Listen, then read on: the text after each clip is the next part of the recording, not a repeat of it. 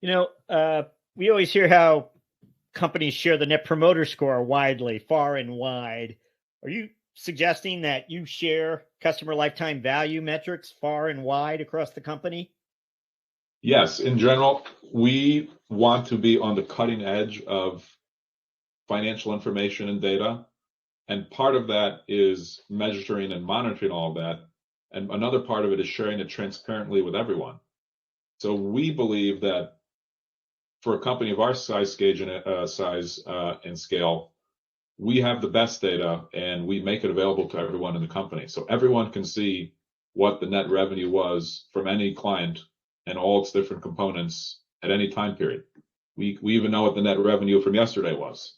And different people can go in to see whatever the relevant measurements are, whether it's revenue or NPS, for the parts of the business that they're in and what those parts of the business impact, to monitor it and drive better outcomes and value there.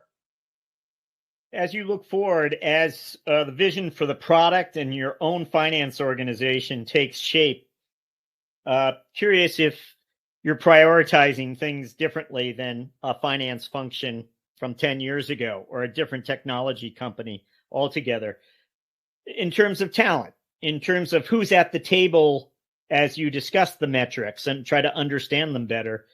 Can you tell us how your finance organization, given the vision for the product and what it promises organizations, how you think that your organization might look different than others?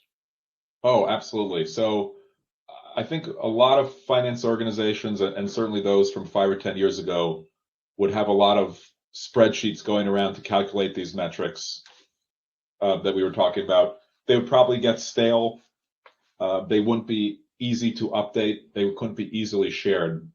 And we try to integrate finance and data. So not only does the finance team report to me, but the data team reports to me.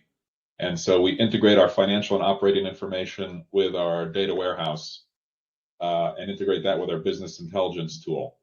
So anyone can log on to using their web browser and see all this information that I just mentioned to you. Gross profit by client by month, net revenue by cohort, CAC, NPS, in a self-serve automated way. They come to their desk in the morning, turn on the screen, boom, all the metrics are there. And that is just so much more efficient and impactful than, two people working on a spreadsheet and passing it back and forth and emailing it to a few people. So we don't only calculate the metrics, but we automate and put into our data infrastructure these metrics, so they're automatically recalculated regularly and available to anyone on a self-serve basis. And we are trying to be at the cutting edge of that. And I think that's one of the things that has really driven our performance. Interesting. All right, you're getting me to think about it. I'm wondering, what percentage of the workforce might actually access these numbers. In a traditional organization, it would just be a small fraction, mostly your finance folks, some operations folks. But within this company, we've got 20% penetration of the entire workforce is looking at those numbers. To me, that would be a big number, depending upon the nature of the company. Oh, I think we're higher than that, because here's an anecdote for you. I remember I was meeting with the CEO of one of the best performing companies in Scandinavia, which shall remain nameless. This person's a rock star. So I asked them, what is it that allows you to create this ecosystem, this environment, this company? And they said it's to clearly communicate a strategy and always repeat the message and have the information behind it so people can monitor the progress of it. So step one, if you have a target for the year, don't just tell the boardroom, like, we want to make X million. Tell the whole company we want to make X million. That's step one. Step two is tell them every month how much money we're making, so they know. It shouldn't be a surprise at the end of the year. Everyone should know.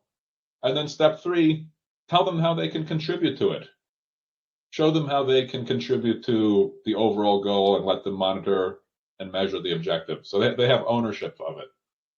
And that's exactly what we're trying to do here. So I hope we're much higher than 20%. I know we're much higher than 20% because we have data on our data. We have data showing how much people are looking at our data. So it's much, much higher than 20%.